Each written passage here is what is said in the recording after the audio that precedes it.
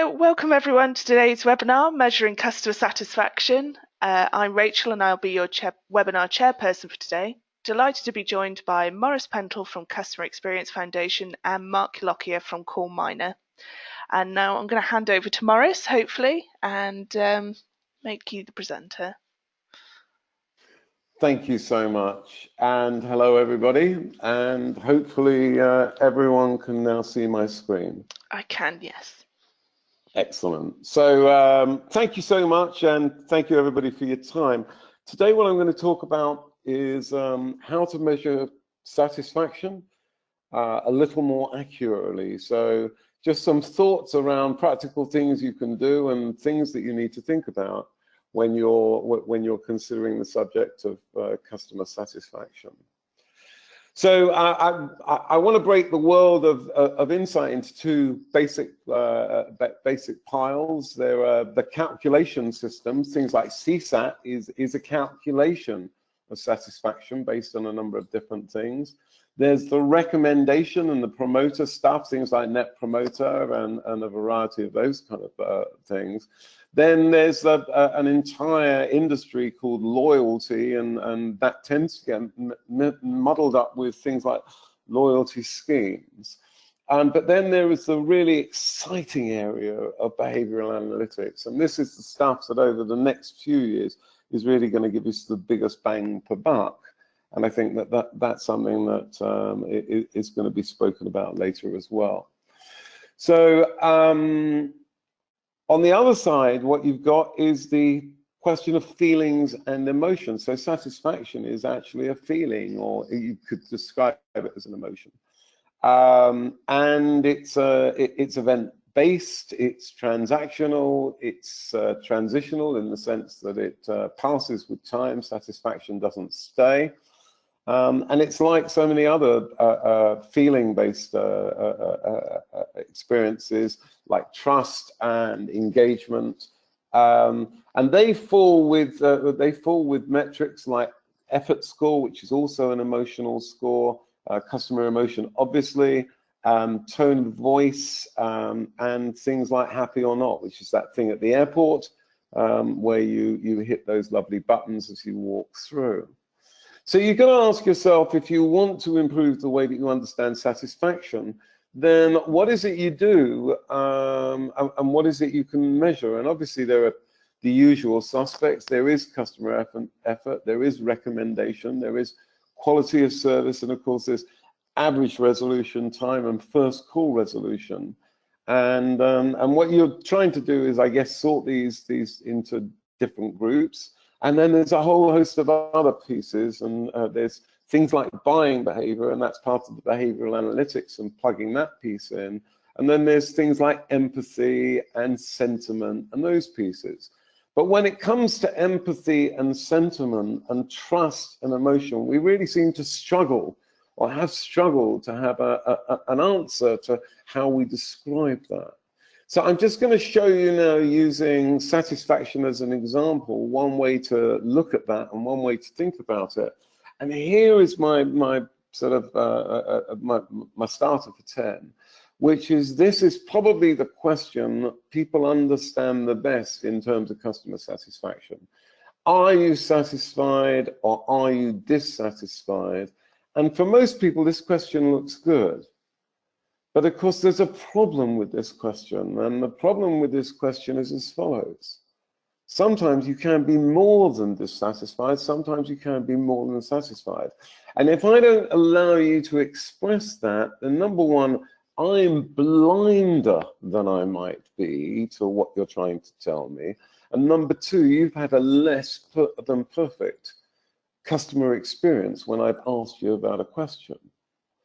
So in order to make it work, what we need to do is we need to say that there are, with an awful lot of questions, and especially with the satisfaction questions, that there is the element of more than available.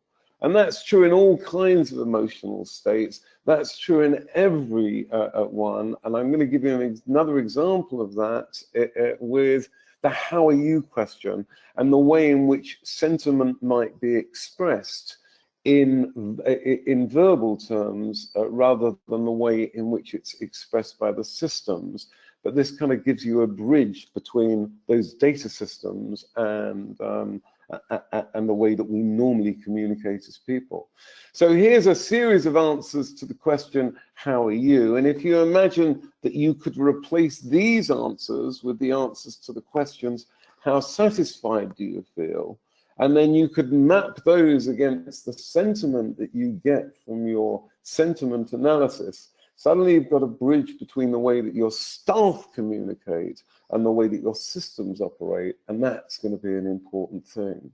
So I'm conscious of the time, but I'm just going to move on very briefly to one of the important points behind this, which is we tend to think of our daily experience, we tend to think of our satisfaction in terms of the term okay. Okay is the center of our experience. And when we think about the answer to the question, how are you?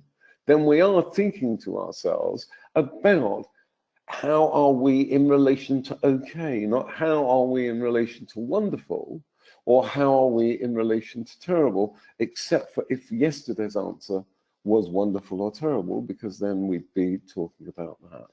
And another important thing that I'll just speak to briefly is that, of course, how are you? How do you feel? i.e., how satisfied are you now about something? These are feelings-based questions, whereas what do you do? What would you do? What might you do? All of those are intellectual questions, and they're processed by a different part of the brain. We also process visual information differently, and we process certain types of text, certain words differently. And I'm going to speak to that very briefly in a moment. And I'm just using the how are you model because how are you is actually the second most common communication habit we have. And I wonder, Rachel, I don't know if you're still around, but can you guess what the most common communication habit that we have is? Oh, if you're there. I am here. Yeah. I'm not sure. Okay, the answer is hello. Oh, okay, yes, obviously. My point is this: that hello and how are you are the two things that start any communication between us and a customer. Yeah. So by looking at the way in which those are structured, and by looking at satisfaction in the same way, we suddenly have ourselves a better framework. Because how are you is not a 1 to 10 question, and neither is are you satisfied or not. So people tend to use 1 to 10 scales, and you know, I wish I was a perfect 10, but I'm not. And people can read about this stuff if they download the pack. But I just want to briefly make a point about the importance of giving people good metrics and the importance of giving people a good metric experience. And if I ask you if you are going to recommend me, as in the Net Promoter Score question, then really that's all about what I want to talk about and nothing about what you want to talk about. It's not a very good experience. And there's another problem with this scale. And here it is, this is the classic Net Promoter Scale. But if we look at it in the emotional model of things, then what we find is that Net Promoter doesn't allow us to say what is the opposite of recommend. And that's a real challenge if we're trying to understand. Whereas the satisfaction question on that scale actually makes it very easy for us to do. So we can measure satisfaction, but then it's a question of how we measure satisfaction. There's a lot of different choices, and I just want to highlight a couple of different pieces very quickly that I think are extremely useful at the moment, and so I want to pass on as my kind of tips. And the first one's got to be the chatbot. So we work with an outfit called Wizu. We did a great project last year in Dublin, where we had people engaged with us for 11.5 minutes through a chatbot because we created a conversation. 11.5 minutes of customer satisfaction insight with hundreds of insight points coming from it, just by using a chatbot. So I think exploring chatbots right now, that's still a very useful and practical thing. The second thing is going visual. We actually process visual information 40 times faster, or you know, I don't remember the exact scale, but it's phenomenal in terms of how we process visual versus spelling. And so take advantage of that, get some insight in that. And then the difference between the word would you be willing, the term would you be willing and would you has a massive impact. So looking at your language, asking yourselves whether you can use more emotionally sensitive language, perhaps taking that color gradient of language that I showed you earlier and using that to develop more sensitive language would also improve the clarity of what you get from customers. Focus on pain points, but also focus on collecting praise. You need both. I wish if we had more time, I'd explain why, but trust me, you need both as an organization. So finally, what are our key points? I think you need to sit down and ask, what are our key metrics? And, you know, what is our success criteria? And you need to be doing that on a regular basis. How can we improve our questions emotionally? Now, the great thing about that is that all we're doing is changing a few words in a question. We're not changing methodology. We're not changing, we're not changing systems. All we're trying to do is to see if we can improve things using trial and test. And then ultimately, what we want to do is we want to collect our insight into customer service. So I think that satisfaction is a really important metric. I think it's got its strengths and weaknesses, but I think it's a very important one to have in your balanced scorecards, and that's massively useful. And I think that the behavioral insight stuff that you're going to hear about in a minute is going to have a massive impact on this. So my final piece is just this.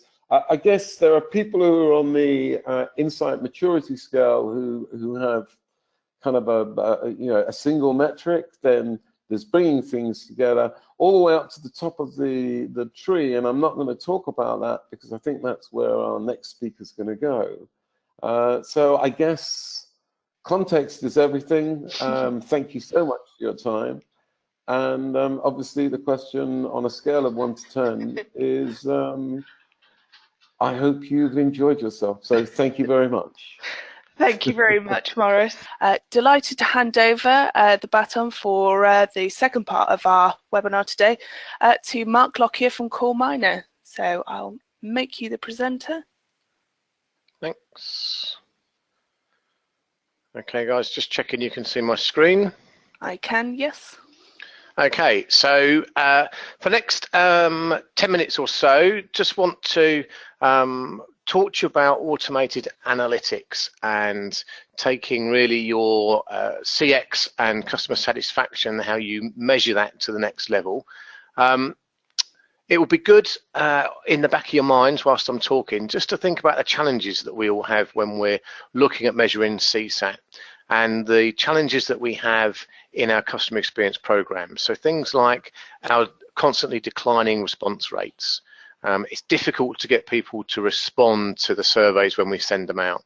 And then when we do get the results, how long does it take us to get that feedback back into the business? So quite often it's weeks and months, and at the quarterly business reviews, suddenly out come the results. And arguably it's a little bit too late to do something about some of the information that you get. Then there's the internal debate on what you ask, when you ask it, what to ask and how you ask. And realistically, is the emotion that you're scoring accurate days or weeks after the event? So if somebody gets a survey, the time lag before they respond, how accurate do they score their emotion than if they actually scored their emotion right at the time of the interaction? And then, of course, multi-channel engagement. It struggles to provide feedback in our programs because we don't have any mechanisms that will give us statistically viable samples when we're looking at scoring interactions across web chat, across our emails, across social media, and across telephone calls. So with all that said, what Core Miner's clients do is have 100% view on every interaction, that happens within the business. So regardless of media, whether it's email, whether it's chat, whether it's social, all of those interactions can be loaded into the Core Miner application for analysis. And the analysis can be for CSAT, for agent quality, for dissatisfaction, and a number of other client-specific KPIs. There is no limit to the KPIs that we use in our businesses now, so there should be no limit to our analytics products that also should be able to score on these multiple KPIs. So if we've ingested into a product like Core Miner 100% of our interactions, for our program, we suddenly started to have the ability to analyze 100% of interactions, not the 4% for a quality perspective, not the 1 or 2% for our response rates in surveys. We're actually able to analyze 100% of interactions. So if we can do that, we can start to understand how people engage through our different channels. And we have no control over those channels. Consumers will tell us how they want to engage and will choose the channel of choice for that particular moment. The customer decides how and when they want to engage. So this creates us massive problems in our industry, and we need to spin that positively. It's not going to change. That situation will only continue to get more prevalent as we move forward. So we need to take the opportunity to connect to the client's channel of choice. We need to embrace their decision and leverage the interaction across channels to gain valuable insight on client behavior. If we can embrace what they do, then we can get more insight from every interaction. But we need to be cognizant that there will be more unstructured data and conversations than ever before. And we need to collect the information, synthesize it, and analyze it. Your customer experience and your CSAT programs must analyze across all channels to be valid. It's very similar to the charts. If a few years ago, we only looked at record sales in stores. Now we have to look at the multiple ways in which people buy tracks through the internet, through stores, and various other areas. Our CSAT program needs to be the same. We need to make sure we take control and analyze all of our interactions and not just historically the mainstay of surveys. So, why do customers contact you? There are loads of ways that people contact you. We're showing just a few here on this slide, but the key thing is that the way that people engage in different parts of their customer journey is very different. But we now have survey apathy.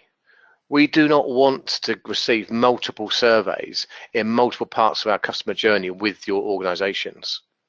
But yet every touch point is important to our business, although it might not be important to our customers. So you need to be sure that the right time to survey gets you the right responses in our traditional methods of measuring customer experience. With interaction analytics, because you're not asking the customer to feedback, you're analyzing the actual content across each of these touch points, it means you can see what's happening and analyze what's happening at every single point without annoying the customer. So, what are you going to do to keep momentum within your program? When we see people in our industry that are looking to increase momentum in their customer experience program because the numbers have got stale, they need to, and quite often will, look towards interactions to ensure the validity of their customer experience program. Your CX program needs to continue momentum and get increased adoption across multiple areas of the business. So we can do this by analyzing everything. We want to analyze it in as near real time as possible. I mentioned at the beginning that we struggle to get the results into our business for days, weeks, and sometimes months back into the operation to affect a change. Our customers at Core Miner are analyzing every contact regardless of channel. And this information is available to them the very next day, already analyzed, already synthesized. We already understood most of the behaviors that trigger certain traits with our customer experience program. And we know what leads to a good customer experience and good agent quality scores. But behaviors are exhibited in various different ways, in the way we talk, the speed, the language, the amount of silence, and many more attributes within an individual interaction. If we analyze all of the behaviors, and there are many, and by the way, different measures apply to different departments and they apply to different industries. But if we can score all of these behaviors within the interaction from many perspectives, then we can roll it up into a category score. And this is what we want. We want to be able to provide scores on interactions. If we can provide a score, a number, it means we have a benchmark. It means we have something that we can work on to affect a change, to move the needle. So in this example, we can see that there are lots of behaviors that lead up to a particular sentiment score. It could be a CSAT score. It could be an agent engagement score. There are multiple scores that we can build up based on behaviors for an individual interaction. And if we can do that, then we can do it across 100% of interactions. And therefore, our sample rate is 100% and not less than 4%. And it's not just the scores for the customer journey. We can also do this for agent quality monitoring. So again, within our business, we only really quality monitor the blah, blah, blah calls, the calls that are right in the middle of our distribution curve that are generally okay. But we have no pointers to look at the calls that are outliers that are exhibiting really, really good behavior or really poor behavior. But if we analyze 100% and our system can tell you where to go looking on those outliers, we've done that so that the quality monitoring agents know where they need to focus their time and effort. But also, another area that we might want to look at is risk, because the risk scores actually are an indicator for our customer experience. All of these things can be analyzed on a single interaction and then of course rolled up. This analysis must now be delivered into the operation. It needs to be delivered into the operation without manipulation from our clever analysts within our business. Things that can be automated where we have a high degree of confidence should be posted back to the operation within 24 hours. The more complex areas that need further analysis and more drill downs can be done by our analysts in the coming days and weeks. So now, for the first time ever, we can have lots of these scores and KPIs posted into our team leaders' dashboards, into potentially an agent dashboard, managers, and quality management, and all posted within a few hours of the interaction happening.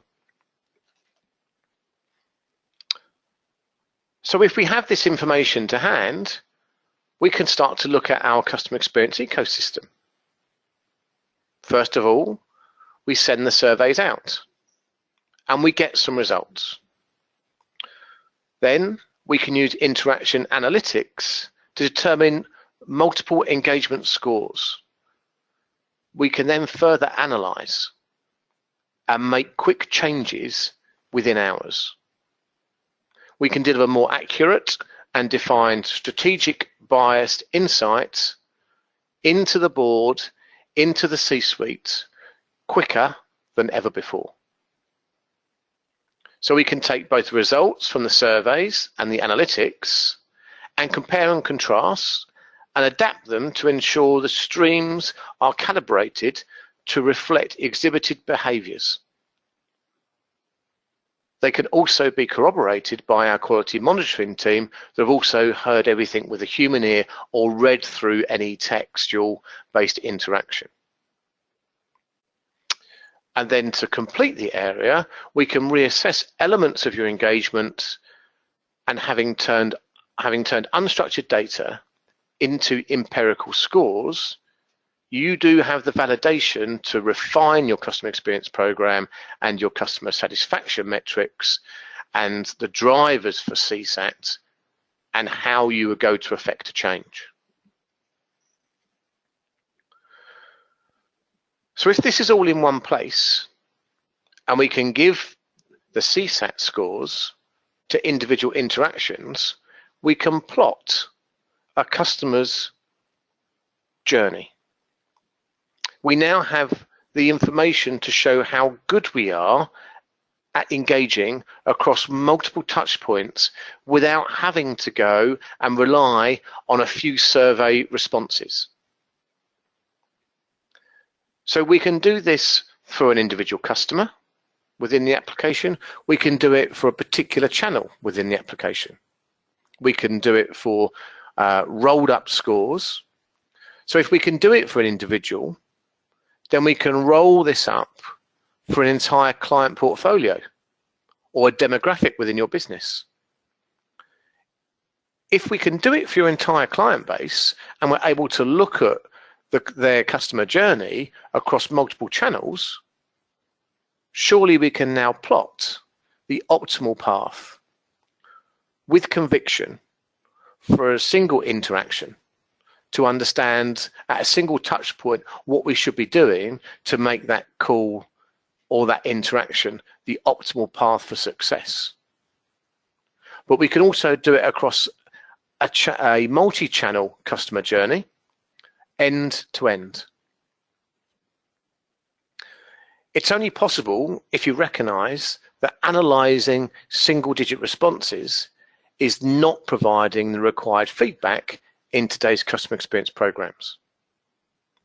Those analyzing and scoring 100% of interactions have stolen the march on the rest, and they have unrivaled confidence in their customer experience and CSAT scores and other CX metrics and KPIs because they are convinced, based on empirical data, that they are nearing the optimal path for their customer journey. And that's all I have to say. So thanks very much for listening. So we've reached the top of the hour, unfortunately, and I just want to say thank you very much to our two speakers today, to Maurice Pentle from the Customer Experience Foundation. Thank you very much. And to Mark Lockyer from Core Miner, thank you very much as well.